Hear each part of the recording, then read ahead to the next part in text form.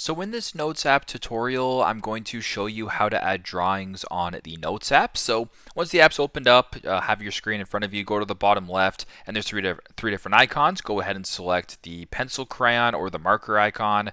Once you're on this screen, you open up the Draw tab, or yeah, whatever you want to call it. So you can go ahead and draw. So there's a nice little circle right there.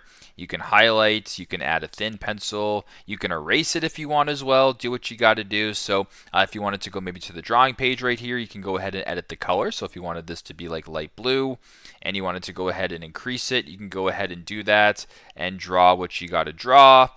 You can also go ahead and add, a sticker, add text, add a signature, add a shape, etc.